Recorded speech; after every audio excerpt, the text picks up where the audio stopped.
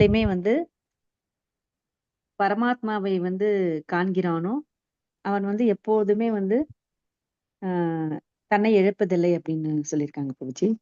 Okay. அப்புறம் பக்தி தொண்டில் பரமாத்மாவுடைய பக்தி தொண்டில் ஈடுபடும் அத்தகைய யோகி வந்து பரமாத்மாவும் அந்த பக்தனும் ஒருவரே அப்படிங்கறத அறிஞ்சு எல்லா சூழ்நிலையிலுமே வந்து எப்பவுமே என்னையே நினைச்சிட்டு இருக்கான் அப்படின்னு சொல்றாங்க பிரபுஜி. ஓகே. அப்புறம் யார் ஒருத்தர் வந்து எல்லாருடைய சுக துக்கங்களையும் வந்து தன்னோட ஒப்பிட்டு காண்கிறானோ அவன் வந்து பரம யோகி அப்படின்னு வந்து பகவான் சொல்றாரு பிரபுஜி. ஓகே. அதுக்கப்புறம் அர்ஜுனன் வந்து என்ன சொல்றாரு அப்படின்னா, மனம் வந்து எப்பவுமே வந்து அது வந்து நிலையற்றது, அமைதியற்றது. அதனால வந்து அது எப்பவுமே வந்து கட்டுப்படுத்த முடியாது. அதாவது வந்து யோக முறையில வந்து கட்டுப்படுத்துறது அப்படிங்கிறது வந்து நடைமுறைக்கு வந்து ஒத்து வராத ஒண்ணு அப்படின்னு வந்து பகவான் கிட்ட வந்து அர்ஜுனன் சொல்றாரு பிரபுஜி. ஓகே.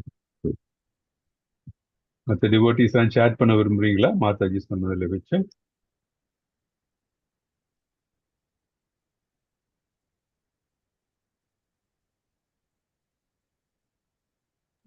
ஹரே கிருஷ்ணா பிரபுஜி.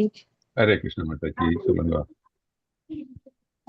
எவன் ஒருவன் எல்லா எல்லா உயிருடைய சுகத்துக்களும் தன்னோடு ஒப்பிட்டு காணும் அவன் பரம யோகியாகவே கருதப்படுகிறான்னு சொல்லிட்டு கிருஷ்ணர் ஒரு அங்கமாவே கருதப்படுற மாதிரி சொல்லிட்டு இருக்காங்க.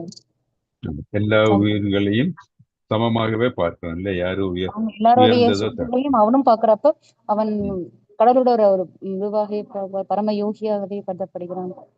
ஓகே. அவன் இந்த உலகத்துல இருந்தாலும் கிருஷ்ணரோட பார்ட் மாதிரி அந்த அந்த மீனிங் மாதிரி எல்லாரையும் சமமாக பார்க்கிறான் இல்லையா? நம்ம அதுக்கு முன்னாடி நம்ம பார்த்திருக்கோம், யோகியா இருக்கிறவர் வந்து பார்த்தா எப்படி அவர்களுக்கு வந்து இன்பம் துன்பம் வெப்பம் குளிர் இதெல்லாம் வந்து ஒரே மாதிரி தான் பார்ப்பாங்க இல்லையா? ஸோ அந்த நிலையில வருவாங்க, ஸ்திரமான நிலையில அப்படின்ட்டு அது பார்த்தோம் நாம. ஓகே. அப்புறம் நான் தான் மாதாஜி சொன்ன மாதிரி மனம் வந்து நிலையற்றது, அமைதியற்றது. ஸோ அது நம்ம வந்து அதை கட்டுப்படுத்தணும் அப்படின்ட்டு நம்ம பார்த்தோம். அப்புறம் தான் வந்து அர்ஜுனர் வந்து சொல்றாரு, கிருஷ்ணா மனம் அமைதியற்றதும் குழப்பம் நிறைந்ததும் மடங்காதும் சக்தியும் இருந்தது ஆயிற்று. அதுதான் நம்ம பார்க்க போறோம் இப்போ. அது 6.34 நம்ம இன்னைக்கு பார்க்க போறோம். ஸோ யாரு வாசிக்கிறீங்க? 6.34. ஹரே கிருஷ்ணா பிரபுஜி. ஹரே கிருஷ்ணா மாதாஜி, வாசிக்கணும். சஞ்சலம் ஹி மன கிருஷ்ண பிரமாதி பலவத்ருடம் தஸ்யாஹம் நிக்ரஹம் மன்யே வாயோர் இவ சுதுஷ்ரகம் துஷ்கரம். கிருஷ்ணரே, மனம் அமைதியற்றதும் குழப்பம் நிறைந்ததும் அடங்காததும் சக்தி மிகுந்ததும் ஆயிற்றே. வீசும் காற்றை அடக்குவதை விட மனதை அடக்குவது கடினமானதாக எனக்கு தோன்றுகின்றது. ஹரே கிருஷ்ண பிரபுஜி. ஹரே கிருஷ்ணா, தேங்க்யூ. ஸோ நம்ம வந்து போன ஸ்லோகத்தில் நம்ம என்ன பார்த்தோம்னா 6.33 இவர் சொல்றாரு, யாரு நம்ம அர்ஜுனர் இல்லையா? என்ன சொல்றாரு 6.33? மதுசூதனரே, மனம் நிலையற்றதும் அமைதியற்றதும் ஆனதால் நீங்கள் கூறிய யோக முறையானது நடைமுறைக்கு ஒத்து வராததாகவும் தாங்க முடியாததாகவும் தோன்றுகிறது அப்படின்ட்டு அவர் சொல்றாரு. ஃபர்தரா வந்து 6.34 அதேதான் திருப்பி இன்னும் எம்பசைஸ் பண்றாரு. கிருஷ்ணா, மனம் அமைதியற்றதும் குழப்பம் நிறைந்ததும் அடங்காததும். அதுதான் இம்பார்ட்டன்ட். என்ன, குழப்பம் நிறைந்தது அமைதியற்றது மற்றும் அடங்காது, கட்டுக்கு அடங்காது. ஏன்னா மனம் வந்து அப்படியே வந்து என்ன சொல்லுவாங்க, சிறகடிச்சு பறக்கிற மாதிரி இருக்கும் இல்லையா? அது எல்லா இடத்துக்கும் போயிட்டு வருது மனமானது. அடங்காததும் சக்தி மிகுந்ததும் ஆயிற்று. ஏன்னா மனம் என்ன நினைக்கிறதோ அது வந்து நம்ம இன்டெலிஜென்ஸ் இன்ஃப்ளூயன்ஸ் பண்ணி நம்ம உடலால வந்து அதை செயலாக மாற்றுகிறது. அதனால சக்தி மிகுந்ததும் ஆயிற்று. வீசும் நான் வந்து வீசுற காற்றை வந்து அடக்கிடலாம் போல இருக்கு, ஆனா மனதை அடக்கிறது ரொம்ப கஷ்டம் அப்படின்றாரு. காற்றை அடக்கிறது சுலபமா இல்ல கஷ்டமா? நம்மளால வீசு முடியாதுங்க பிரபுஜி அது கூட. முடியாது, அது கூட முடியாது இல்லையா? So, அப்படி இருக்கும்போது மனதை கூட நான் அடக்கிடுவேன், ஆனா சாரி காற்றை கூட அடக்கிடுவேன், ஆனா மனதை நான் எப்படி அடக்கிறது அப்படின்ட்டு அர்ஜுனர் வந்து சொல்றார் கிருஷ்ணர் கிட்ட. சோ மனதை அடக்கிறது அப்படின்னா என்ன வழி, எதனால அடக்க முடியும்? என்ன நினைக்கிறீங்க நீங்க? மனதை அடக்கணும்னா என்ன வழி? பகவானுடைய தியானம் செயல்களை இல்லைன்னா வந்து பிராணாயாமம். நம்மளுடைய புலன்கள் எல்லாம் சொல்லுங்க மாதாஜி, ஒருத்தர் சொல்லுங்க.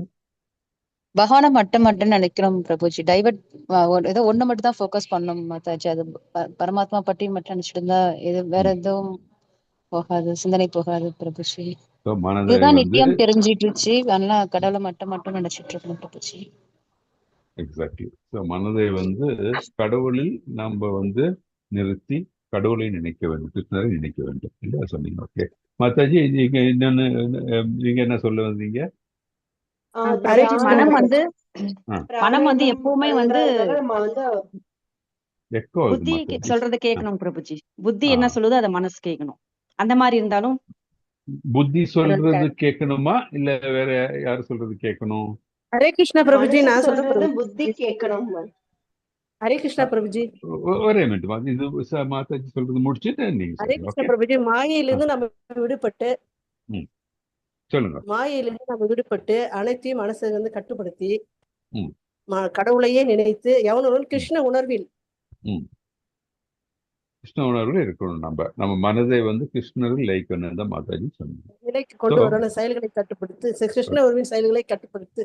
இது கிருஷ்ண உணர்வு ஈடுபடுகிறானா அவன் வந்து நிரந்தரமானவன், முழுமுதற் கடவுள் புருஷோத்தமனை அடைய முடியும். Okay, good. ஸோ நம்ம புத்தி சொல்றதை விட நம்ம யார் சொல்றது கேட்கணும்? பரமாத்மா இல்லையா? நம்ம மனதில் இருக்க பரமாத்மா என்ன சொல்றாரோ அது பிரகாரம் நம்ம வந்து நடக்க வேண்டும், அந்த செயலில் ஈடுபட வேண்டும். பரமாத்மா சொல்ற வழி இல்லையா? ஏன்னா மனமானது சம்டைம்ஸ் புத்தி சொல்றத கூட வந்து அது கேட்காம இருக்கும். ஒருவேளை புத்தி சம்டைம்ஸ் மனதுக்கு அடிமையாகிறதுக்கு சான்சஸ் இருக்கு. புத்தி சொல்லும், ஆனா வந்து மனது வந்து அதை கேட்காது. சம்டைம்ஸ் புத்தியே வந்து சம்டைம்ஸ் மாயால் மாறக்கிறதுக்கு வாய்ப்பு இருக்கு. ஸோ ஆனா மனதில் இருக்க பரமாத்மா என்ன சொல்றாரோ அதை வந்து புத்தி, அதே மாதிரி மனமும் ஏற்றுக்கொண்டால் அதுவும் வந்து நமக்கு நல்ல வழிக்கு செல்றதுக்கு வாய்ப்பு கொண்டிருக்கு இல்லையா? ஸோ நம்ம இப்போ இதெல்லாம் வச்சு பார்க்கும்போது, மாதாஜி எல்லாரும் சொல்றது வச்சு பார்க்கும்போது, மனதை கட்டுப்படுத்த முயற்சி செய்யாமல் மனதை அது தட் இஸ் மனதுக்கு இந்த புலன் இன்பத்தில் விட அதிகமாக நமக்கு இருக்கக்கூடிய ஒரு இன்பத்தில் மனதினை நம்ம வந்து டைரக்ட் செய்தால் அப்போ வந்து மனதினை கட்டுப்படுத்தலாம். யாராவது மனதினை வந்து ஒரு ஹையர் டேஸ்டில் நம்ம ஈடுபடுத்த வேண்டும் அப்படின்னு கட்டுப்படுத்த முயலாமல் ஒரு உயர்ந்த ஒரு ருச்சியில் நம்ம வந்து மனதை ஈடுபடுத்த வேண்டும் அப்படின்ட்டு. அந்த உயர்ந்த நிலை என்ன? அதுதான் வந்து கிருஷ்ண உணர்வு இல்லையா? அதுதான் வந்து நம்ம பார்த்தோம், கிருஷ்ண உணர்வு. அதுதான் நம்ம இது வரைக்கும் பார்த்துட்டு இருக்கோம். ஸோ மனதின் இயல்பு என்ன? நமக்கு தெரியும், மனது வந்து அமைதியற்றது. அது வந்து தொடர்ந்து கண்டினியூஸா சிலது ஏற்றுக்கும், சிலது நிராகரிக்கும், இந்த மாதிரிலாம் நினைக்கும். அப்புறம் வந்து கொந்தளிப்பு வந்து மனசுல இல்லை குமுறல்கள் வரும். அப்புறம் அதே மாதிரி வந்து மனது வந்து அந்த சில காரியங்கள் நினைத்த மாதிரி நடக்கவில்லை என்றால் வந்து கொந்தளிச்சு, அது மட்டும் இல்லாமல் நம்ம வந்து செய்கைகளை வந்து கண்ட்ரோல் பண்றதுக்கு கூட சக்தி வாய்ந்தது இருக்கும். ஸோ அது வந்து எப்படின்னா, நம்ம வந்து ஒரு மருந்து சாப்பிட்றோம், உடம்புல ஒரு வியாதி இருக்கு, அந்த வியாதி வந்து ரொம்ப மோசமான வியாதின்னு வச்சுக்கோங்க. நம்ம எவ்வளவு சிறப்பான மருந்து சாப்பிட்டா கூட அந்த வியாதியை கட்டுப்படுத்த முடியாது.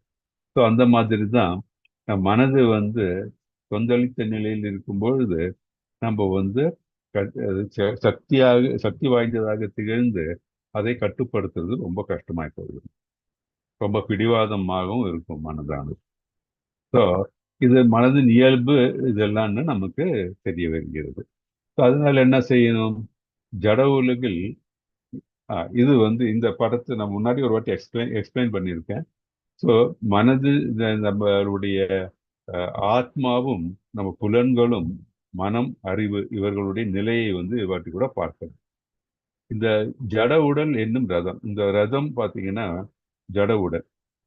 ஏன்னா ஜட உடல் வந்து நம்ம என்ன விரும்புகிறோமோ என்ன நம்ம மனசு தோன்றி அதை செய்யக்கூடிய ஆற்றல் வாய்ந்தது, இது செய்யக்கூடிய ஒரு வெஹிக்கிள் இல்லையா. நம்ம வந்து மனதில் நினைக்கக்கூடிய ஒரு சந்தோஷத்தை உணர வேண்டும், இல்லை நமக்கு வந்து வேறொரு இன்பம் நமக்கு உணர வேண்டும் என்றால் அந்த உடலால் தான் நம்ம அந்த இன்பத்தை அனுபவிக்க முடியும். ஸோ அந்த உடலானது வந்து ரதம் மாதிரி. ஓகே, அந்த ரதத்தில் வந்து ஆத்மா வந்து யாரு? பிரயாணி, இந்த ரதத்தின் உரிமையாளர் வச்சுக்கோங்களேன். ஏன்னா இந்த உடலுக்கு உரிமையாளர் யாரு? ஆத்மா. அப்கோர்ஸ் பரமாத்மா ஆத்மா 2 பேர் இல்லையா, 2 பேர் இருக்காங்க. ஆனா வந்து இந்த உடல் இதனால் நமக்கு வந்து இந்த ஆத்மா விருப்பப்பட்டதுனால, இந்த ஆத்மாவின் கர்மங்களால் நமக்கு ஒரு உடல் வந்திருக்கு. ஸோ அதனால நம்ம வந்து உடலுக்கு இந்த ரதத்துக்கு உரிமையாளர் யாரு அப்படின்னு சொன்னா அது வந்து ஆத்மான்னு வச்சுக்கலாம் நம்ம. ஸோ அந்த ஆத்மாவு இந்த இந்த தேர் இந்த ரதத்தை வந்து யார் கைட் பண்றா அப்படின்னு சொன்னா அறிவு, தேரோட்டி, சாரதி அப்படின்னு இருக்கு இல்லையா, அது வந்து புத்தி, அதுதான் அறிவுன்னு சொல்றோம் நம்ம. அவரு தான் வந்து இந்த சாரதி. அப்புறம் இந்த சாரதி என்ன பண்றாரு? இங்க 5 குதிரைகள் இருக்கு. எந்த குதிரைகள் இதெல்லாம்? அது 5 புலன்கள். ஸோ இந்த புலன்களை வந்து கண்ட்ரோல் பண்ணக்கூடிய அந்த கயிறு இருக்கு இல்லையா, அதுதான் வந்து மனம். மனம் தான் வந்து புலன்களை கண்ட்ரோல் பண்றது. 5 புலன்களையும் கண்ட்ரோல் பண்றது யாரு? அது மனம். அதுதான் வந்து மனமே ஓட்டும் உபகரணம் அப்படின்னு சொல்றாங்க. அந்த இந்த குதிரைகள் எங்கு செல்ல வேண்டும், அது வந்து அது வந்து நல்ல வழிக்கு செல்ல வேண்டும் என்றால் அதற்கு வழிகாட்டியாக இருக்க வேண்டும் யாரு? இந்த அறிவு. அந்த அறிவு வந்து எப்படி கண்ட்ரோல் பண்றது? மனம் வழியாக கண்ட்ரோல் பண்றது. ஸோ இதுதான் வந்து ஒரு சினாரியோ. இப்ப நினைச்சு பாருங்க, இந்த 5 குதிரை தான் 5 புலன்கள். இந்த ஒவ்வொரு புலன்களும் வந்து ஒவ்வொரு வழிக்கு சென்றால் என்ன ஆகும்? தேர் அப்படியே கவுந்து விடும் இல்லையா. அதே மாதிரி இந்த அறிவு இல்லையா, இந்த தேர் ஓட்டிக்கு இந்த குதிரைகளை கண்ட்ரோல் பண்ண முடியவில்லை, என்ன ஆகும்? குதிரைகள் ஒவ்வொரு வழிக்கு போகும். அந்த இலக்கு, இந்த ஆத்மாவின் இலக்கு என்ன? கடவுளின் திருநாட்டை சென்றடைய வேண்டும், கடவுளின் திருவடிகளில் சென்றடைய வேண்டும் என்று இலக்கு. அந்த இலக்கை சென்றடைய முடியுமா? கண்டிப்பாக முடியாது. ஸோ அதனால வந்து இந்த குதிரைகளை மனம் வழியாக கண்ட்ரோல் பண்ண வேண்டும் இல்லையா. ஸோ இந்த அறிவு ஆத்மா வந்து இன்டெலிஜென்ஸ், இந்த அறிவு வழியாக இந்த அறிவின் கட்டளைப்படி இந்த மனதினை வந்து இந்த புலன்களை நியந்திரிக்க கட்டுப்படுத்த உபயோகித்து இந்த எல்லா குதிரைகள் 5 புலன்களையும் வந்து சீராக வந்து நம்மளுடைய இலக்கை நோக்கி செயல்படுத்த வேண்டும். அப்பதான் வந்து இந்த இந்த ரதமானது ஸ்மூத்தா, தட் இஸ் எந்தவித பிரச்சனை இல்லாமல் செல்லும். அதை விட்டு மனம் சரியில்லைன்னு வச்சுக்கோங்க, வீக்கா இருந்ததுன்னா என்ன ஆகும்? புலன்கள் ஒவ்வொரு வழியா போகும், ரதம் வந்து சரியா போகாது, கீழே விழுந்து அது வந்து சிதறி போய்விடும், கீழே விழுந்தெல்லாம் இதாக கண்ட்ரோல்ல இருக்கணும். அதே மாதிரி தான் வந்து நம்மளுடைய மனதை வந்து நம்ம கட்டுப்படுத்த வேண்டும். இந்த 5 புலன்களையும் அடக்கி, அந்த புலன்களை எப்படி அடக்கணும்? கிருஷ்ண வழிபாட்டில் கிருஷ்ணரை திருப்திப்படுத்தக்கூடிய செயல்கள் நம்ம ஈடுபடுத்த வேண்டும். அப்படி ஈடுபடுத்தினால் நம்முடைய இலக்கு என்ன? கிருஷ்ணன் திருநாட்டை சென்றடைய வேண்டும் என்ற இடத்தினை நாம் அடைய முடியும். யாருக்கு அடைய முடியும்? இந்த ஆத்மாவுக்கு அடைய முடியும் அப்படின்ட்டு நமக்கு கிளியரா தெரியும். ஸோ பக்தர்களின் மனம் வந்து சாரி,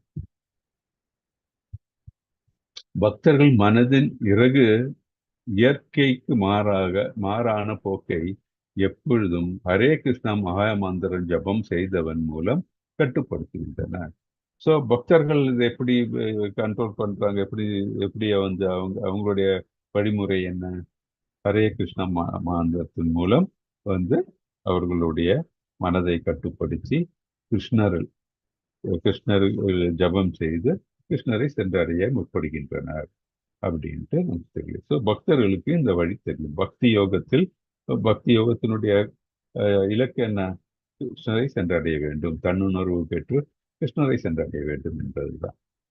அதுதான் இந்த வழி, சிறந்த வழி அப்படின்ட்டு 6.35 வாசிங்க மாதாஜி.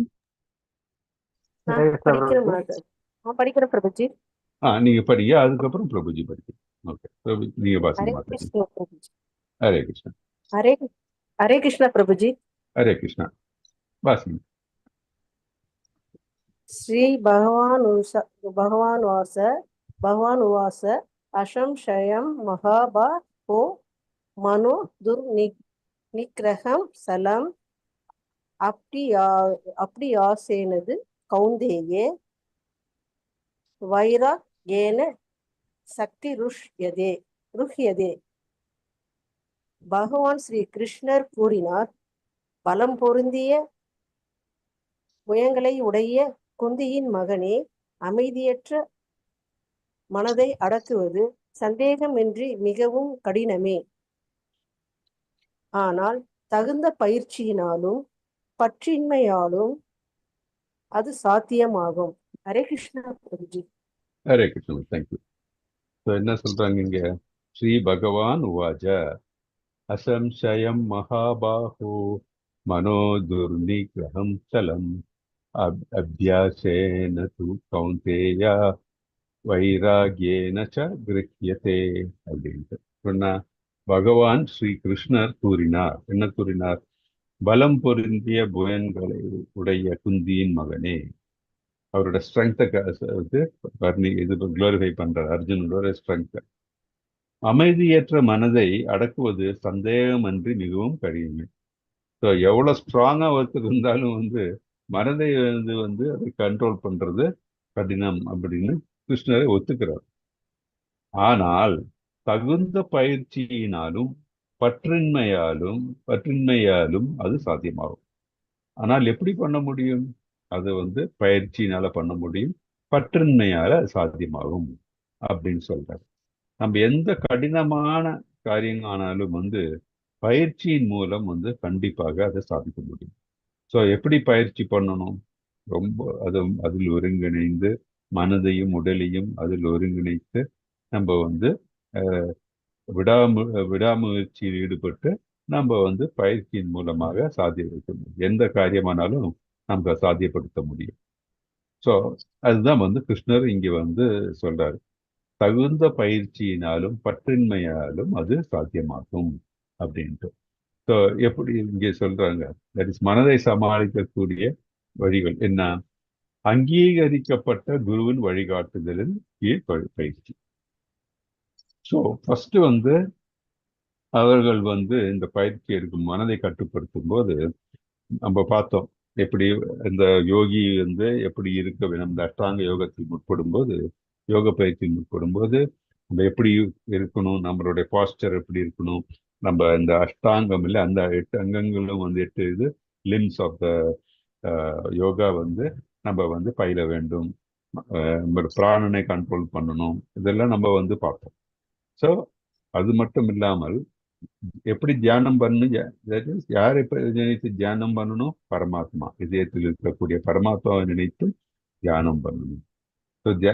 எப்படி என்ன எதற்காக தியானம் பண்ணணும்? கிருஷ்ணரை சென்று அடைய வேண்டும் என்பதற்கு. இதற்கு யார் வழிகாட்டுவாங்கன்னா ஒரு குருவின் வழிகாட்டுதல் கீழே பயிற்சி எடுக்கணும். ஸோ குரு என்ன சொல்றாரு? ஏன் குருவின் கீழ் வழிகாட்டுதல் பயிற்சி எடுக்கணும் அப்படின்னா, குரு கிருஷ்ணரின் பிரதிநிதி. ஸோ அதனால கிருஷ்ணராகவே குருவை நம்ம காண வேண்டும். குரு என்பவர் கிருஷ்ணருடைய இந்த கிருஷ்ணர் காட்டிய வழிமுறையில் தான் அவர்கள் வாழ்கிறார்கள். அவர்களுக்கு வேதங்கள் தெரியும். ஸோ வேதங்கள் என்ன கூறுகின்றதோ அதுபடிதான் இந்த குருக்களும் அவர்களுடைய வாழ்க்கையை அமைத்து இருக்கிறார்கள். அந்த வழிதான் நடக்கிறார்கள். ஸோ அப்படி இருக்கும் பொழுது இந்த ஒரு அங்கீகரிக்கப்பட்ட இந்த குருவின் வழிகாட்டுதல் கீழே பயிற்சி இருக்கு. ஒரு பெரிய காடு இருக்கு. அந்த காட்டுக்குள்ள புதுசா ஒருத்தர் போறோம்னு வச்சுக்கோங்க, அது அடர்ந்த மரங்கள் இதெல்லாம் இருக்கு. ஸோ அது வழியே தெரியாம காட்டுக்குள்ள போனோம்னு என்ன ஆகும்னா, காட்டை மாட்டிக்கும். இப்போ நம்ம மிருகங்கள் நம்மளை தொந்தரவு பண்ணலாம். நமக்கு சம்டைம்ஸ் உயிரே இருந்து விடக்கூடிய வாய்ப்புகளும் இருக்கு. ஆனால் அதுக்குள்ள ஒரு கைடு இருந்தாருன்னு வச்சு, இந்த வனத்தை பத்தி நன்றாக தெரிந்த ஒரு கைடு இருந்தாருன்னா அவர் நமக்கு வந்து வழிகாட்ட முடியும். அதே மாதிரிதான் இந்த குருவோடைய இது என்ன, அவர் வந்து நமக்கு இந்த பிறவி பெருங்கடல்ல இருந்து வெளிவரத்துக்கு வேண்டிய வழியை காட்டுகின்றார். ஸோ அங்கீகரிக்கப்பட்ட அங்கீகரிக்கப்பட்ட குருனா யாரு? பரம்பரை வழியாக வேதங்களை நன்கு கற்று பயின்ற இந்த குரு. ஸோ அவர் வழியாக நம்ம இதை கற்றுக்கலாம். அப்புறம் ரெண்டாவது குவாலிஃபிகேஷன், ரெண்டாவது நிலை என்ன நமக்கு தேவை? பற்றுதல் என்ன? நம்ம நேற்று போன கிளாஸ்ல வந்து மாதாஜி சொன்னாங்க, நம்ம வந்து எப்படி மனதை கட்டுப்படுத்த முடியும், எப்படி நம்ம ஒருங்கிணைந்து இருக்க முடியும் அப்படின்னா, நமக்கு டிசையர்ஸ் இருக்கக்கூடாது, எந்த விதமான ஆசையும் இருக்கக்கூடாது, எதன் மேலேயும் ஆசை இருக்கக்கூடாது, பற்றுதல் இன்மை. ஏன்னா நம்ம ஏதாச்சும் ஒரு மேல அட்டாச்மெண்ட் பற்றுதல் இருந்து என்ன ஆகும்னா, நம்ம மனது வந்து அதே நாடப்போம், அது பின்னாடியே தான் போகும். நம்ம பரத மகாராஜா கதை தெரியும் இல்லையா, அந்த மான் இல்லையா, அவர் அந்த உயர்ந்த பக்தர். அவர் வந்து பார்த்தீங்கன்னா அந்த 9 ஸ்டேஜஸ்ல 8வது ஸ்டேஜ் வரைக்கும் வந்தாச்சு, பாவ பக்தி இருந்தது அவருக்கு. ஆனால் அந்த மான் மேல வந்து இரக்கம் கொண்டு அவர் வந்து மான் மேல அந்த பக்தி, இந்த அளவு கடந்த ஆசை பற்றுதல் வச்சதுனால என்னாச்சு, கடைசியில பக்தி தொண்டுடைய அந்த இன்டென்சிட்டி குறைந்து விட்டது. ஸோ அதனால் அவருக்கு மீண்டும் வந்து ஒரு பிறவி எடுக்க வேண்டியிருந்தது. மானின் மேல் அவ்வளோ பெரிய அவருக்கு ஒரு பற்றுதல் இருந்ததுனால அவர் மானாகவே அவர் பிறக்க வேண்டி வந்தது. பாவபக்தி அந்த உயர்ந்த நிலை வந்ததுக்கு அப்புறம் கூட கீழே வீழ்ச்சி அடைகிறதுக்கு நமக்கு சாத்தியதை உண்டு, வாய்ப்புகள் ஜாஸ்தி. அதனால்தான் பற்றுதல் இல்லாம நிலையை நம்ம கொண்டு வர வேண்டும். அதே மாதிரி ஜடத்தில் பற்றுதல், தட் இஸ் மனது வந்து ஜடத்தில் பற்றுதல்னு சொல்லும்போது நம்ம இந்த செல்ஃப் டெசிக்னேஷன் சொல்லுவாங்க இல்லையா, நான் பெரியவன், இல்லை வந்து எனக்கு அது வேண்டும் எனக்கு இது வேண்டும் சொல்லி அந்த மாதிரி தன்னையே ஒரு உயர்ந்த நிலையில் இருக்கிறவன் நினைக்கிறார். இந்த ஹியூமிலிட்டி இல்லாமல் இருக்கிற நிலை, அது இல்லாம ஹியூமிலிட்டியோட இருக்கணும் நம்ம. அப்புறம் என்ன, எல்லாத்த விட ரொம்ப இம்பார்ட்டன்ட்னா ஆன்மீகத்தில் ஈடுபாடு. ஆன்மீகம்னா என்ன? நம்மளுடைய பொசிஷன் என்ன, தன்னுணர்வு பெற்று நாம் யார் அப்படின்னு புரிஞ்சுக்கணும். ஃபர்ஸ்ட் அண்ட் ஃபார்மோஸ்ட் நம்ம இந்த உடல் அல்ல அப்படின்ட்டு நமக்கு தெரியும், நாம் இந்த ஜடம் அல்ல அப்படின்ட்டு நம்ம ஃபர்ஸ்ட் புரிஞ்சுக்கணும். நம்ம வந்து ஸ்பிரிட் சோல் இல்லையா, நம்ம வந்து கடவுள் பின்ன பகுதி அப்படின்னு தெரிஞ்சுக்கிட்டு மீண்டும் நம்ம வந்து வாழ்வின் குறிக்கோள் வந்து கிருஷ்ணரை சென்றடைய வேண்டும்.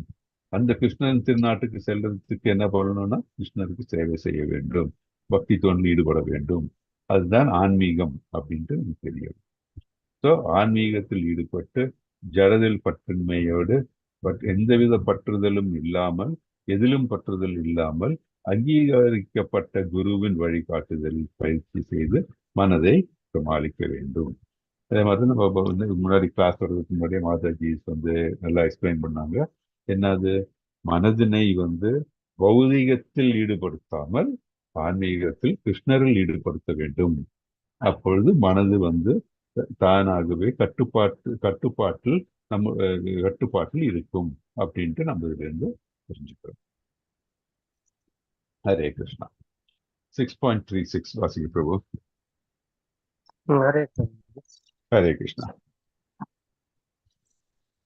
असंयदात्मना योः दुष्प्रभ इति मे मतिः वश्यात्मना तु यथा शक्यो अवाप्तुम् उपायतः. கட்டுப்படாத மனதை கொண்டவனுக்கு தன்னை உணர்தல் கடினமான செயலாகும்.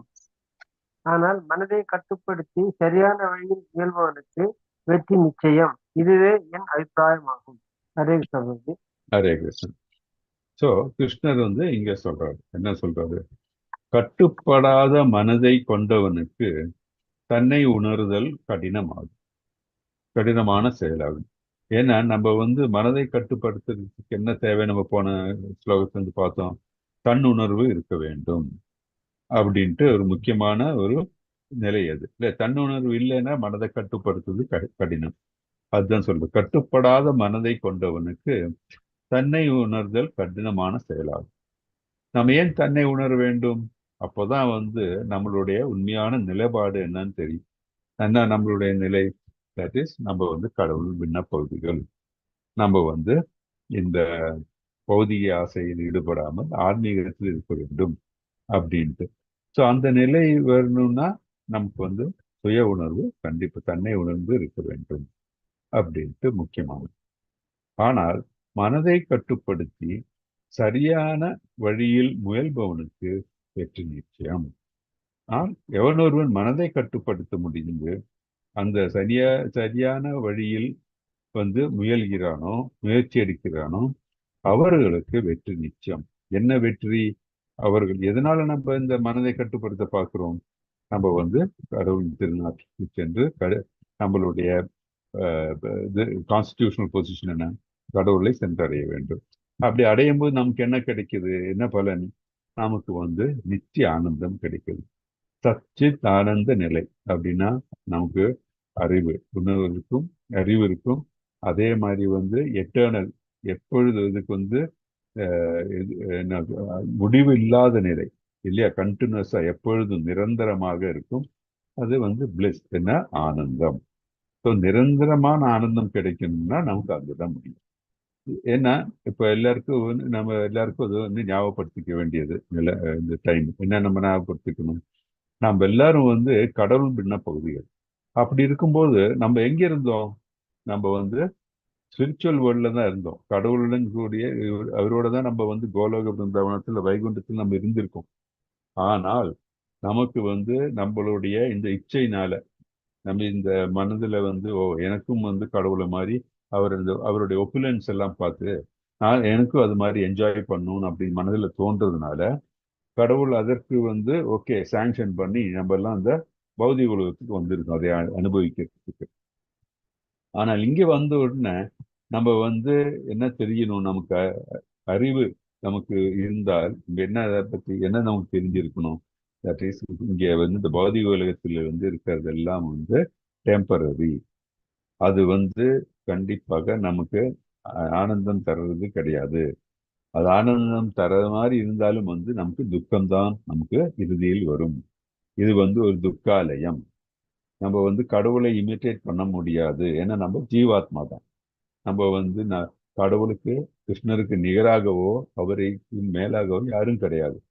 ஆனா நம்ம வந்து அந்த நிலையிலோ நான் தான் பெரியவன், என்னால் தான் எல்லாம் நடக்குதுன்னு அப்படின்ட்டு ஜீவாத்மா நினைச்சதுன்னா அது வந்து அதுக்கு இருக்கிற அவித்யா. அதற்கு அது போதுமான அளவுக்கு இந்த இன்டெலிஜென்ஸ் இல்லாத நிலை அது. ஸோ அந்த இன்டெலிஜென்ஸ் இல்லாத நிலை யாருக்கு வரும்?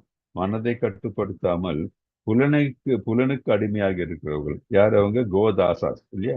நம்ம வந்து கோசாமி, தட் இஸ் புலனை கட்டுப்படுத்த வேண்டும் என்ற அறிவு இருந்து புலனை கட்டுப்படுத்தி கிருஷ்ண உணர்வில் நம்ம ஈடுபடுத்தும் போது நம்ம வந்து நம்ம செய்யக்கூடிய செயல்கள் உன்னத நிலையில் வருகிறது. அப்பொழுது என்ன ஆகுது? நமக்கு இந்த நிரந்தர ஆனந்தம் கூடிய கிருஷ்ண திருநாட்டுக்கு நாம் செல்ல முடியும். அப்படி இல்லைன்னா என்ன ஆகும்னா நம்ம வீழ்ச்சி அடைந்து இந்த பௌதிகத்தில் தான் திரும்ப திரும்ப நம்ம ஈடுபடுவோம். மாயையின் ஆதிக்கத்தில் நாம் வந்து பிணைக்கப்படுவோம் அப்படின்ட்டு நமக்கு இதுல வந்து நமக்கு தெரியாது. ஸோ வெற்றி நமக்கு அடையணும் என்றால் என்ன பண்ணணும்? நம்ம வந்து கடவுள் திருநாட்டுக்கு செல்ல பார்க்க வேண்டும். ஸோ யோக முறையில் எப்படி பார்க்கலாம்? யோக முறை அப்படின்னு சொல்லும்போது நமக்கு தெரியும் என்ன? தட் இஸ் உடம்பும் மனதும் புலன்களை எல்லாம் கட்டுப்படுத்தி நம்ம கிருஷ்ணரில் லயித்து கிருஷ்ணருக்கு திருப்திப்படுத்தக்கூடிய காரியங்களை நாம் செய்ய வேண்டும் என்பது. ஸோ அது எப்படி நம்ம யோக முறையில் நம்ம தியானம் இருக்கும் பொழுது எப்படி செய்ய முடியும் அப்படின்னா, நம்ம வந்து அந்த நிலையில் யோக நிலையில் இருந்து நம்ம மனதை கட்டுப்படுத்த ஆரம்பிக்கும் போது நம்ம வந்து இந்த பரமாத்மாவில் ஒன்று இருக்கிறோம். பரமாத்மாவின் முதலில் பார்க்கும்போது அது நம்ம உடம்பும் மனதையும் வந்து பிசிக்கலா கட்டுப்படுத்துற மாதிரி இருக்கும். ஆனா இந்த பரமாத்மாவை நினைத்து கொண்டு நம்ம வந்து தியானத்தில் இருக்கும் பொழுது ஒருங்கிணைக்கும் போது நமக்கு வந்து என்ன உணர்வு வரும்? தட் இஸ் இந்த பரமாத்மாவுக்கு சேவை செய்ய வேண்டிய அந்த உணர்வு வரும். அதுதான் வந்து உன்னத யோகி. நம்ம முன்னாடி இருக்க ஸ்லோகங்கள் அது பார்த்து அந்த உன்னத நிலை வரும்போது இந்த யோகமானது, இந்த அஷ்டாங்க யோகம் எதுக்காக பண்றோம்? நமக்கு சித்தி வர்றதுக்கு வேண்டி கிடையாது. நம்ம வந்து கிருஷ்ணரை சென்று அடைவதற்கு வேண்டியதற்காக தான் நம்ம இந்த அஷ்டாங்க யோகமே செய்யறோம். ஸோ அப்படி செய்யும்போது இந்த யோக பயிற்சி வெற்றியில் முடியும். அதை விட்டு இந்த டீமன்ஸ் இல்லையா, அரக்கர்கள் என்ன பண்ணுவாங்க, இந்த அவர்கள் சித்தி கிடைக்கிறதுக்கு வேண்டி அவர்கள் யோக பயிற்சியை மேற்கொள்கிறது. ஸோ அவர்களுக்கு சித்திகள் கிடைக்கும். அந்த சித்திகளை கிடைக்கும் போது என்ன ஆகுது, அது மற்றவர்களுக்கு துன்பம் கொடுக்கக்கூடிய காரியங்களுக்கு உபயோகிக்கும் பொழுது அவர்களுக்கு என்ன ஆகுது, தோல்விதான் இல்லையா. எந்த அசுரனும் நிரந்தரமாக வெற்றி அடைந்ததாக சரித்திரமே கிடையாது. அவன் இறுதியில் மடிந்து போவான். ஸோ நம்ம மனதனை கட்டுப்படுத்தாமல் ஒரு அரக்க நிலையில் செல்லக்கூடாது. நம்ம தெய்வீக நிலையில் சென்று கிருஷ்ணருக்கு நம்ம திருத்தொண்டு செய்து அவர் திருநாட்டுக்கு செல்லக்கூடிய முறையை நம்ம ஏற்படுத்த வேண்டும். அப்போதான் வெற்றி நிச்சயமானது அப்படின்ட்டு நமக்கு தெரியும். ஸோ ஒரு யோக பயிற்சி விதவுட் மென்டல் கண்ட்ரோல், இந்த மனதை கண்ட்ரோல் பண்ணாமல் யோக பயிற்சி செய்ததுன்னா இட்ஸ் வேஸ்ட் ஆஃப் டைம். நமக்கு அதனால ஆன்மீக உணர்வு கண்டிப்பாக கிடைக்காது அப்படின்ட்டு நமக்கு ஆனால் ஒரு கிருஷ்ணர் கான்சியஸ்ல இருக்கிற ஒரு பக்தனுக்கு என்ன ஈஸியாக கிடைக்கும். ஏன்னா அவன் நினைக்கிறதே கிருஷ்ணரை பற்றி தான், எப்பொழுதும் கிருஷ்ணரை பற்றி தான் நினைத்து கொண்டிருக்கிறான். அவன் அகர்மா நிலையில் இருக்கிற செயல்களை தான் செய்ய பார்க்கிறான். அப்படி இருக்கும்போது அவன் இந்த பக்தி யோகத்தில் இருக்கும்போது ஆட்டோமேட்டிக்கா இவ்வளவு கஷ்டப்பட்டு மனதையும் புலன்களையும் கட்டுப்படுத்தி தனிமையில் ஒரு தனிமையான இடத்துக்கு சென்று உடலை வருத்தி கொண்டிருக்க வேண்டிய செய்கைகளை செய்ய வேண்டிய அவருக்கு அவசியம் கிடையாது. ஒரு பக்தனுக்கு பக்தி யோகத்தில் இருக்கிறவர்கள் அது அவசியம் கிடையாது அப்படின்ட்டு நம்ம இதுல இருந்து தெரிஞ்சு. அதான் சொல்லுங்களா, யோகிக்கு என்ன இன்றியமையாதது, மிகவும் இன்றியமையாதது என்னன்னா கட்டுப்படுத்தப்பட்ட மனம். கட்டுப்படுத்தப்பட்ட மனம் இல்லை என்றால் யோக நிலையில் இருக்க முடியாதுன்னு பார்க்கிறோம். ஸோ இந்த தட் இஸ் ஒரு பக்தனுக்கு என்ன ஆகுதுன்னு பார்த்தோம்னா, கடினமான விஷயம் மனக்கட்டுப்பாட்டினால் எளிமையாகிறது. ஆனால் இந்த கட்டுப்பாடு இல்லைன்னு வச்சுக்கோங்க, எளிதான விஷயமும் அவனுக்கு கடினமாயிடும். இதுதான் பெரிய விஷயம் ரெண்டுக்கும். இதுல பாருங்க, நம்ம இந்த வர்ணாசிரம முறை நமக்கு அளிக்கப்பட்டிருக்குது. ஒரு பக்தன் அவன் இந்த இடத்துல அவனுக்கு இந்த லெப்ட்ல இருக்கிற படத்துல நமக்கு என்ன தெரியுது, ஒரு பக்தன் குழந்தையை கொஞ்சி கொண்டிருக்கிறான் இல்லையா. ஸோ நமக்கு பௌதிகத்தில் ஈடுபடுற மாதிரி இருந்தாலும் கூட வர்ணாசிரம முறைப்படி கிருஷ்ண உணர்வுடன் குழந்தைகளை வளர்த்தலாம். நம்ம அந்த அந்த அந்த அளவுக்கு என்ன சொல்றது, ரெகுலேட்டட் என்ஜாய்மெண்ட் இஸ் பாசிபிள். அது வேதங்களிலே கூறப்பட்டிருக்கிறது. ஆனால் இந்த ரைட் சைட்ல இருக்கிற படம் பார்த்தீங்கன்னா அவன் பக்தன் கிடையாது. அவன் இந்த பௌதிகத்தில் தான் முழுக்க இருக்கிறார். பௌதிக என்ன சொல்றது, பௌதிக காரியங்களுக்கு வேண்டிதான் அவனுடைய செய்கைகள் எல்லாம் இருக்கிறது. அப்படி இருக்கும்போது அவனுக்கு எளிதான காரியங்கள் கூட கடினமாகிறது. என்னை எப்போ பார்த்தாலும் டென்ஷன் தான். ஏன்னா மற்றவர்களை விட நான் முன்னுக்கு வரணும், நிறைய காசு நான் ஏர்ன் பண்ணணும் அப்படின்ட்டு. ஏன்னா அந்த நிலை என்ன, பௌதிகத்தில் இருக்கும்போது நமக்கு தமோ குணமும் இல்லைன்னா ரஜோ குணத்துல தான் இருப்போம். நம்ம பக்தி நிலையில் இருக்கும்போது தான் நம்ம சத்துவம் மட்டும் இல்லாமல் சுத்த சத்துவ நிலைக்கு வருவோம். சுத்த சத்துவ நிலை வரும்போது தான் நமக்கு கடினமான காரியங்கள் கூட நமக்கு மனக்கட்டுப்பாட்டினால் எளிமையாகும் அப்படின்ட்டு நம்ம இதுல தெரிஞ்சுக்கிறோம். ஓகே, ஸோ இப்போ நம்ம அடுத்த ஸ்லோகத்துக்கு போகலாம். 36, 37 இல்லையா, யார் வாசிக்கிறீங்க? ஹரே கிருஷ்ண பிரபுஜி. ஹரே கிருஷ்ண பிரபு, வாசிங்க. அர்ஜுன உவாச அயதி ஸ்ரத்தயோபேதோ யோகச்சலிதமானஷக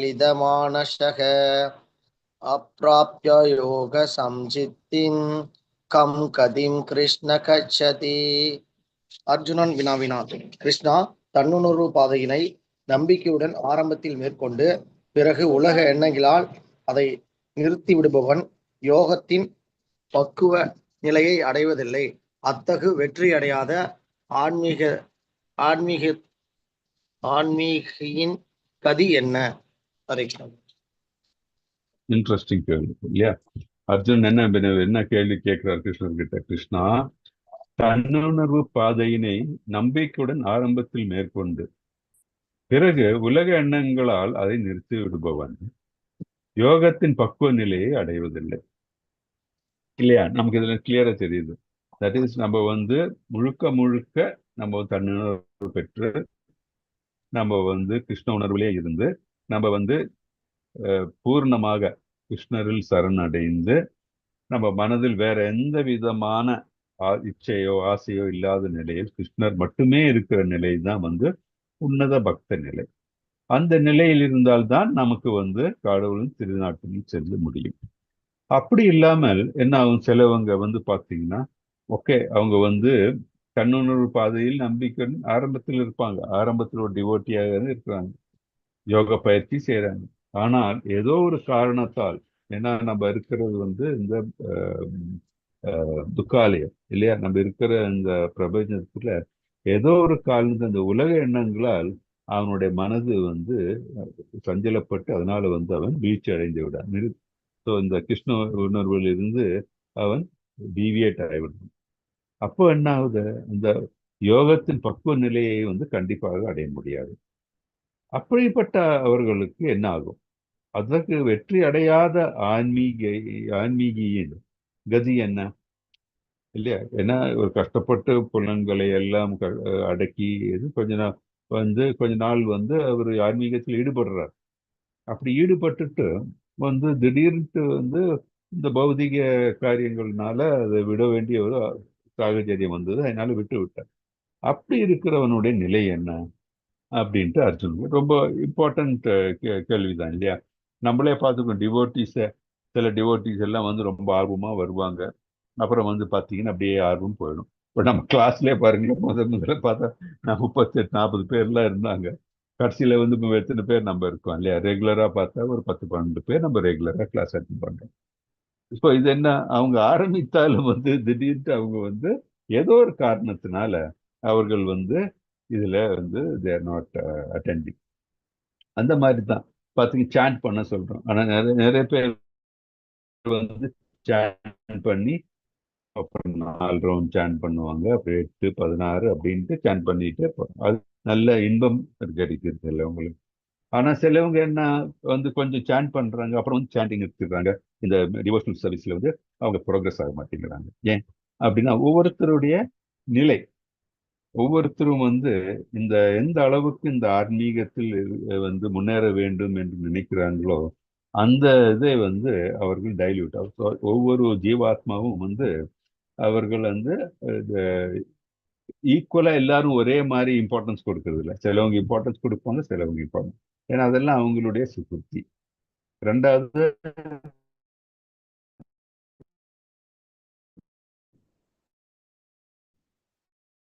அவர்கள் என்ன ஆகிறது? இந்த புலனின்பத்திற்கு அடிமையாகி விடுகிறார்கள். அப்படி. ஆனால் நம்ம ஒரு கேள்வி வரும் மனதுல, நான் இத்தனை நாள் நான் இதுல இருந்தேனே, நான் ஆன்மீகத்தில் இருந்தேனே, ஆன்மீகத்தில் நான் கிருஷ்ணரை நான் முழுமையாக நம்பி அவருக்கு நம்ம இது சேவைகள் நான் செய்தேனே, அப்புறம் அதெல்லாம் என்ன ஆகும் அப்படின்ட்டு ஒவ்வொரு மனசுலும் எழுதாம். அந்த கேள்வியை தான் அர்ஜுனரும் இங்கே கேட்டிருக்கார். ஸோ இதுல பாத்தீங்கன்னா, ஏழை இருக்கு, அவர் கையில என்ன பொக்கிஷம் இந்த அளவுக்கு அவர் எக்ஸ்பெக்ட் பண்ண முடியுமா? மனதில் நினைச்சிட்டு இருக்கார், ஆனா அந்த அளவுக்கு அவர் கையில கிடையாது இல்லையா? அந்த மாதிரி நிலையில இருக்கிறதுக்கு சான்சஸ் இருக்கு. ஸோ இந்த நம்மளுடைய ஆன்மீகத்தில் ஈடுபட்டவுடனே அவனுடைய கதி என்ன ஆக போகிறது அப்படின்ட்டு நம்ம இந்த கேள்விக்கு நம்ம பதில இப்ப பார்க்கலாம். ஓகே, ஸோ இதுல அதுக்கு முன்னாடி இந்த சின்ன விளக்கம் தெரிஞ்சுக்கிறது, நம்ம ஒன்று பார்க்கறது ரொம்ப இம்பார்ட்டன்ட். என்ன பார்க்குறோம் இங்க? யோக முறையில பார்த்தோம்னா, நம்ம இந்த யோகா லேடர் பார்த்துருக்கோம்ல, நம்ம 3 வழியாக, தட் இஸ் ஃபர்ஸ்ட் ஞான யோகம், அப்புறம் தியான யோகம், அப்புறம் பக்தி யோகம் தான் நான் பார்க்குறேன். அதான் உயர்ந்ததுன்னு நான் பார்த்துருக்கேன். நம்ம இது எல்லாருக்கும் தெரியும். ஸோ ஒருவருடைய உண்மையான அடையாளம் இது எப்படி, நம்ம எந்த நிலைக்கு போறோம் அப்படி பார்த்தா, ஒவ்வொருத்தருடைய உண்மையான அடையாளம் எப்படி, அவருடைய செல்ஃப் ரியலைசேஷனால ரெண்டாவது வந்து ஒவ்வொருத்தருக்கும் பகவானுடன் அவரவருடைய சம்பந்தம். நம்ம சொல்றோம் இல்லையா, பகவானை ஒவ்வொருத்தரும் ஒவ்வொரு நிலையில் பார்க்கலாம். ஃபர்ஸ்ட் 3 ரியலைசேஷன், பிரம்மன், பரமாத்மா அண்ட் பகவான் நிலை. அதற்கேற்ற மாதிரி நம்ம ஒவ்வொரு யோகத்தை நம்ம தேர்ந்தெடுக்கிறோம். அது மட்டும் இல்லாமல் பகவான் நிலையை தேர்ந்தெடுத்தாலும் பகவானை வந்து நம்ம வந்து இந்த 5 ரசங்கள் ஏதாச்சும் ஒரு ரசங்கள்ல நம்ம வந்து பகவானுடன் ஈடுபாடு கொள்ள நினைக்கிறோம். ஸோ அப்படி ஒவ்வொரு ஜீவாத்மாக்களுக்கும் வந்து அந்த ஃப்ரீடம் உண்டு. ஸோ அவருடன் நமக்குள்ள உறவை புதுப்பித்துக் கொள்ள செய்ய வேண்டிய செயல்கள் எப்படி இருக்கும் அப்படின்னு எல்லாருக்கும் வந்து கண்டிப்பா தெரிஞ்சிருக்கணும். ஆனா அதுக்குரிய செயல்கள் என்ன நமக்கு தெரியும். இங்க ஞானமும் தியானமும் நமக்கு என்ன அது பக்தி இல்லையா. அவருக்கு நம்ம வந்து மனப்பக்குவத்தோட கடவுளுக்கு நம்ம கிருஷ்ணருக்கு சேவை செய்ய வேண்டும். அப்படி சேவை செய்தால்தான் நம்ம வந்து கிருஷ்ணரை சென்றடைய முடியும்னு தெரியும் நமக்கு. ஸோ அந்த அன்பு நிலையை நம்ம அடையணும்னா மனதை கட்டுப்படுத்த வேண்டும், புலனை கட்டுப்படுத்த வேண்டும் எல்லாம். இதான் நம்ம இவ்வளவு இந்த முன்னாடி ஸ்லோகங்கள் எல்லாம் பார்த்தோம். இங்க பாத்தீங்கன்னா ஞானமும் தியானமும் வந்து ரொம்ப கஷ்டம் அப்படின்னு சொல்றோம். ஏன்னா அது ஸ்பெக்குலேட்டிவ்ஸ் இல்லையா. ஞானம் வந்து அது கஷ்டப்பட வேண்டியது தான், தியானமும் கஷ்டப்பட வேண்டியது தான். ஞானம்னா என்ன? அறிவு. நம்ம வந்து அதை வந்து புத்தகங்கள் வழியாகவோ நிறைய படித்து எல்லாம் நம்ம தெரிஞ்சுக்க வேண்டியிருக்கு. ஸ்பெக்குலேஷன். கடவுளை பற்றி பூர்வமா வந்து நம்ம வந்து என்ன கடவுள் என்ன, அவர் நிலை என்ன அப்படின்னு பார்த்து ஃபுல்லா கற்றுக்கிறதுக்கு வந்து பார்த்தோம்னா ஒரு வாழ்நாள் முடியாது. ஸோ அது இல்லாம வந்து ஒருத்தர் நம்ம நிறைய பிஹெச்டி எடுத்திருக்கேன் அப்படின்ட்டு நான் வந்து அதனால எனக்கு கடவுளை பத்தி தெரியுமா, எனக்கு அதை பத்தி என்னுடைய ஸ்கில் வந்து எனக்கு வந்து ஞானம் இருக்குமே தவிர, ஆனா வந்து கடவுளை பற்றி ஞானம் எனக்கு ரொம்ப குறைவாக இருக்கு. அதே மாதிரிதான் தியானம். நம்ம தியானத்தில் அமரும் போது நம்ம வந்து கடவுளை பற்றி அது ஞானத்தை விட பெட்டர் தியானம். ஏன்னா நம்ம பரமாத்மாவை எண்ணிக்கொண்டு நம்ம வந்து இந்த அஷ்டாங்க யோகத்தின் நிலையை நம்ம வந்து தியானம் பண்றோம். அது பெட்டர். ஆனாலும் வந்து முழுமையான நமக்கு இது அறிவு நம்ம எழுதுறது இல்லை. எதனால? புலன்களை கட்டுப்படுத்தி சித்திகளுக்கு வேண்டி மட்டும் நம்ம வந்து மேற்கொள்ளும் போது இந்த புலன்களை கஷ்டப்படுத்தி உடலை வருத்தி எல்லாம் நம்ம செய்யறோம். ஸோ அதுதான் வந்து அர்ஜுனரே சொல்லிட்டாரு, இந்த மாதிரி நீங்க சொல்ற நிலையில் நான் செய்யணும்னா ரொம்ப கஷ்டம் அப்படின்ட்டார். ஆனா இந்த 2 நிலையில் இருக்கும் பொழுதும் நம்ம கடவுளை சென்று அடைய முடியாதுன்னு இல்லை, ஆனா ரொம்ப கடினம். ஸோ இது 2 வாய்ப்புகள் ரொம்ப கஷ்டம். ஆனால் பக்தி யோகத்துல இருக்கிறவங்க என்ன, ஸ்ட்ரைட்டவே கடவுள் நிலையை அறிந்து கொள்கிறான், தன்னுடைய நிலையை அறிந்து கொள்கிறான், நமக்கு நித்திய சேவகன் என்று புரிந்து கொள்கிறது. அப்புறம் வந்து நம்ம எப்படி கடவுளை அடைய வேண்டும் என்பதை வந்து நம்முடைய வேதங்களும் சாஸ்திரங்களும் குருக்கள் வழியாகவும் தெரிந்து கொள்கிறான். அவன் பக்தி தொண்டில் ஈடுபடும் போது அவனுக்கு கிருஷ்ணரை அடையிறது வந்து ரொம்ப எளிதாகி விடுகிறது. ஏனென்றால் அதுல கிளியரா சொல்லி இருக்கிறது என்ன வழி, இது என்ன, அது என்ன வழிமுறை, கிருஷ்ணரையே எப்பொழுதும் நினைத்து கொண்டு அவருக்கு திருப்தி கொடுக்கக்கூடிய செயல்களை செய்ய வேண்டும். புலன்களை கட்டுப்படுத்த வேண்டும். பலன் நோக்க செயல்கள் செய்யக்கூடாது. அகர்ம நிலையில் முக்கணங்களுக்கு மேல் சுத்த சத்துவ நிலையில் நம்மளுடைய செய்கைகள் எல்லாம் இருக்க வேண்டும். எந்த பற்றுதலும் இருக்கக்கூடாது. அப்படின்னு நம்ம சொல்லும்போது கிருஷ்ணர் தான் மனதில் நிறைந்திருக்கிறார். அதுதான் பக்தி யோகம். ஸோ பக்தி யோகம் டைரக்ட், அது ரொம்ப கஷ்டம். ரொம்ப கஷ்டமே இல்லாத ஒரு வழி அது. ஃபாஸ்ட் ட்ராக் இல்லையா. ஏன்னா வந்து வேற எதுவும் டைரக்டா கிருஷ்ணன் நினைக்கணும், அதான் சொல்லியிருக்கான். சொன்னதை செஞ்சாவே போதும் நமக்கு. அப்புறம் வந்து சேஃப். கீழே வீழ்ச்சி அடைகிறதுக்கு சான்ஸே இல்லை. ஏன்னா மனதினை கிருஷ்ணரில் தான் ஒரு பக்தன் பூர்ணமாக மனதினை கிருஷ்ணன் வைத்திருப்பான். அவன் வரதை வேற எங்கேயும் செல்றதுக்கு அவன் அனுமதிக்கிறது கிடையாது.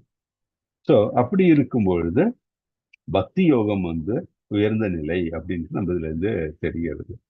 ஸோ நம்ம இறை அன்பு பெறறதுக்கு பக்தி யோகம் தான் உயர்ந்த நிலை. மற்ற வழிகள் முடியுமா? முடியும். ஆனால் அவை வந்து ரொம்ப கடினமான நிலை அப்படின்ட்டு நமக்கு தெரிகிறது. அதனாலதான் வந்து கிருஷ்ணர் சொல்றாரு என்ன, தட் இஸ் ஓகே அர்ஜுனா வந்து இந்த தன்னுணர்வு பாதையினை நம்பிக்கையுடன் ஆரம்பத்தில் மேற்கொண்டு பிறகு உலக எண்ணங்கள் அதனை நிறுத்துபவன் அவன் அந்த யோக பக்குவ நிலையை அடைவதில்லை. அதற்கு வெற்றி அடையாத ஆன்மீக கதி என்னன்னா, அவன் வந்து இந்த முதல்ல ஃபர்ஸ்ட் இந்த உணர்வு. ஓகே, இதுக்கு ஃபுல் ஆன்சர் வரல, ஆன்சர் அடுத்த ஸ்லோகத்துல வரும். பட் இது வந்து அவன் முதல்ல ஒருத்தர் இந்த பக்தியில் இருக்கிறவனுக்கும் பக்தியில் இல்லாதவனுடைய நிலையை நம்ம முதல்ல இப்போ இந்த இதுல இருந்து தெரிஞ்சுக்கிறோம் இப்போ. ஓகே, அந்த ஸ்லோகத்தில் எக்ஸ்பிளைன் பண்றோம், இப்போ எக்ஸ்பிளைன் பண்ணல, அடுத்த ஸ்லோகம் படிக்கும்போது எக்ஸ்பிளைன் பண்றேன் உங்களுக்கு. ஸோ வெற்றி அடையாத யோகியின் நிலை என்ன அப்படின்னு சஸ்பென்ஸ். பக்குவம் அடையாத யோகிகளுக்கு என்ன ஆகும், அதுதான். ஸோ அது இந்த படத்தை பார்த்தீங்க இல்லையா, ரொம்ப கன்ஃபியூஷனா இருக்காங்க இல்ல, நம்பிக்கை ஸ்திரமற்ற மனம் எப்படி இருக்கும் அப்படின்னு பார்க்கலாம். 6.38 படிங்க.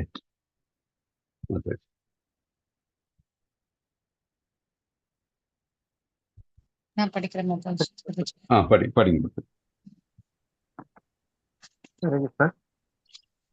கச்சின்னோபய விசிஷ்ட பிரபு மாதாஜி படிக்கிறேன்னாங்க, நீங்க நெக்ஸ்ட் படிக்கிறீங்களா?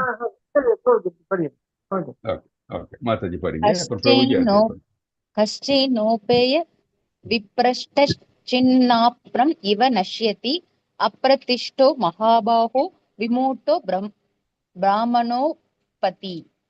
பலம் பொருந்திய புயங்களை உடைய கிருஷ்ணரே, ஆன்மீக பாதையிலிருந்து மயங்கிய அத்தகைய மனிதன் ஆன்மீகத்திலும் வெற்றி அடையாமல் பௌதிகத்திலும் வெற்றி அடையாமல் சிதறிய மேகம் போன்று எங்கும் இடமின்றி அழிந்து விடுவதில்லையா? Hare Krishna Prabhuji. Hare Krishnan. So question continue பண்றாரு இல்லையா, பலம் பொருந்திய புயன்களை உடைய கிருஷ்ணரே, ஆன்மீக பாதையிலிருந்து மயங்கிய அத்தகு மனிதன் ஆன்மீகத்திலும் வெற்றி அடையாமல் பௌதிகத்திலும் வெற்றி அடையாமல் சிதறி மேகம் போன்று எங்கும் இடமின்றி அழிந்து விடுவதில்லையா அப்படின்னு கேட்கிறாரு. ஃபர்ஸ்ட் முன்னாடி இருக்கிற ஸ்லோகத்துல கேட்கிறாரு, ஓகே இந்த மாதிரி பாதியில இந்த ஆன்மீகத்தை வந்து ஆன்மீகத்தை நிறுத்தி வச்சிருக்காங்க, அவங்களுக்கு என்ன ஆகும். அதே மாதிரி இந்த இதுல என்ன சொல்றாரு, தட் இஸ் இந்த ஆன்மீக பாதையிலிருந்து மயங்கிய அத்தகு மனிதன் ஆன்மீகத்தில் வெற்றி அடையாமல் பௌதிகத்திலும் வெற்றி, ஏன்னா எப்படி ஆன்மீகத்திலும் வெற்றி அடையாமல் பௌதிகத்திலும் வெற்றி அடையாமல் இருக்கலாம். அட்லீஸ்ட் வந்து ஆன்மீகத்துக்கு வராம இருந்தா பௌதிகத்துல ஏன் வந்து ஃபுல்லா ஈடுபட்டு சந்தோஷப்பட்டு இருப்பான். அப்ப அங்கேயும் இல்லை. ஸோ இந்த ஆன்மீகத்தும் வந்து முழுமையாக இருக்க முடியல அவனுக்கு. ஸோ ஆன்மீகத்திலும் வெற்றி அடையாம இருக்கான். ஸோ அப்படி இருக்கும்போது அவன் வந்து அந்த நிலை என்ன, அந்த ஜீவாத்மா ஆன்மீகத்திலும் வெற்றி அடையறதில்லை, பௌதிகத்திலும் வெற்றி அடையறதில்லை. ஸோ அந்த மாதிரி இருக்கிற நிலையில் இருக்கிறவனுக்கு என்ன ஆகும் அப்படின்றார். ஸோ அந்த நிலை எப்படின்னா சிதறிய மேகம், அதுக்கு ஓமிக்கிறாங்க. எப்படி நமக்கு தெரியும், ஒரு சின்ன ஒரு மேகம் இருக்கு இல்லையா, நம்ம வானத்துல மேகத்தை பார்க்குறோம். இந்த சின்ன மேகம் வந்து பார்த்தீங்கன்னா அது அப்படியே வந்து நேர பெரிய மேகத்தை போய் ஜாயின் பண்ணும்போது அது ஃபுல்லாயிடும். அதாவது வந்து இன்னும் வந்து பெரியதாக தேடும். ஆனா பெரிய மேகம் வந்து சின்னதா உதறி போகும்போது என்ன, அது அப்படியே செதறி போகுது. அப்ப என்ன, அது அதோடைய நிலை, அது ஐடென்டிட்டி இல்லாம போடும் இல்லையா, அந்த மாதிரி ஒரு நிலை. அதுதான் வந்து அர்ஜுனர் இங்க சொல்றாரு, இந்த சிதறிய மேகம் போன்று எங்குமிடமின்றி அழிந்து விடுவது இல்லையா அப்படின்ட்டு கேட்கிறார். அதுக்கு என்ன அவர் சொல்றாருன்னு பார்க்கலாம். அதான் இங்க சிதறிய மேகம் வெற்றி அடையாத யோகியின் சிதறிய மேகமாக சொல்றாங்க. பௌதிகம் மற்றும் ரெண்டிலும் வந்து அவர் இல்லை. பேரளவு பௌதிக சுகங்களின் தியாகம் ஆன்மீக இன்பம் அடைவதில் தோல்வி இல்லையா. நான் எக்ஸ்பிளைன் பண்ண மாதிரி அங்கேயும் இல்லை இங்கேயும் இல்லாத நிலைமை பாவம். 6.39 படிங்க பிரபு, என்ன சொல்றாருன்னு பார்க்கலாம். கிருஷ்ணன் அர்ஜுனர் தான் கண்டினியூ பண்றாரு, சொல்லுங்க படிங்க போய். சுரேஷ் பிரபுஜி படிங்க பிரபுஜி. 6.39 சுரேஷ் குமார் பிரபுஜி. படிங்க. ஏதன்மே சம்சயம் கிருஷ்ண சேத்தும் அர்ஹஸ்யேஷ்டதः தத் அன்யः சம்சயஸ்யாஸ்ய சேதானः புபத்யதேஹ. கிருஷ்ணா, இதுவே என் சந்தேகம். இதை முழுமையாக தீர்க்குமாறு உம்மை கேட்டுக்கொள்கிறேன். உண்மையிலே இந்த சந்தேகத்தை தீர்க்கக்கூடியவர் வேறு எவரும் நான் காணவில்லை. ஹரே கிருஷ்ணா. ஹரே கிருஷ்ணா. சார் என்ன சொல்றாரு 6.39ல? एतान् मे संशयं कृष्णा चेतुम् अर्हसि अशेषतः त्वद् अन्य संशयास्य சேத்தனா ஹி உபாபத்தியதே அப்படின்றார். என்னது? கிருஷ்ணா, இதுவே என் சந்தேகம். எது சந்தேகம்? இந்த பாதியில ஆன்மீகத்தை நிறுத்தி வைத்து விட்டால் என்ன ஆகும்? அங்கேயும் இல்லை இங்கேயும் இல்லாத நிலை இல்லையே. கிருஷ்ணா, இதுவே என் சந்தேகம். இதை முழுமையாக தீர்க்குமாறு உம்மை கேட்டுக்கொள்கிறேன். உண்மை என்று இந்த சந்தேகத்தை நீக்கக்கூடிய வேற எவரையும் நான் காணவில்லை அப்படின்றார். ஸோ நமக்கு தெரியும், கிருஷ்ணர் தான் முக்காலங்களையும் அறிந்தவர் இல்லையா. அவரு தான் எல்லா காரியங்களுக்கும் காரணம் அவரு தான். நமக்கு தெரியும். He knows the past, present and future அப்படின்ட்டு. அதனால கிருஷ்ணரை தவிர வேற எவராலும் அர்ஜுனர் இந்த சந்தேகத்தை தீர்க்க முடியாது. அதை தான் அவர் அர்ஜுனர் கிருஷ்ணர்கிட்ட கேட்கிறார். கிருஷ்ணா, உண்மை தவிர இந்த சந்தேகத்தை நீக்கக்கூடியவர்கள் வேறு எவருமே நான் காணவில்லை அப்படின்ட்டு. ஓகே, அது பார்க்கலாம் நம்ம அடுத்தது 40. ஹரே கிருஷ்ணா பிரபுஜி, மாதாஜி வந்துட்டாங்க பிரபுஜி. 9 கிளாஸ்க்கு. ஓகே, டைம் ஆச்சு. Okay, fine. ஸோ நம்ம நெக்ஸ்ட் செஷன்ல நம்ம என்ன பார்க்கணும்? we will continue with the 6.39 touch பண்ணிட்டு நம்ம நாளைக்கு கம்ப்ளீட் பண்ணிடலாம். ஓகே, வெட்னஸ்டே இது பார்க்கலாம் நம்ம. ஸோ இது வரைக்கும் தனோத் பிரணாம் மாதாஜி. ஹரே கிருஷ்ணா. தேங்க்யூ. ஹரே கிருஷ்ணா. சாரி பிரபு, உங்களை டிஸ்டர்ப் பண்ணிட்டோம். No. I should plan it much better. Hare Krishna. Hare Krishna. Thank you so much. ஏதாச்சும் டவுட் இருக்கா? குயிக்கா ஏதாச்சும் இருந்தா நான் சொல்றேன்.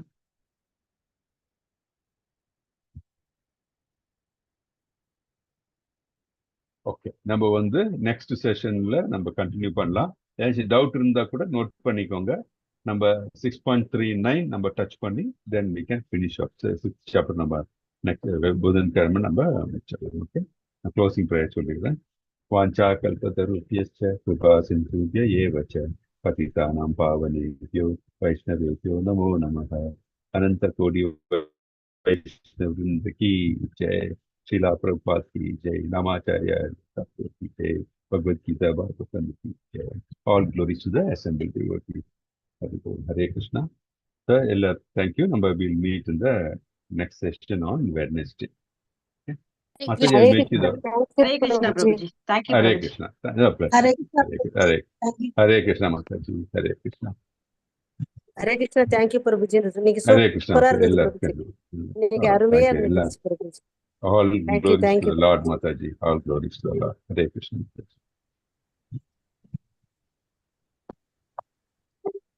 Mataji, where are you? Can you? Sure. Thanks. I was just searching. So.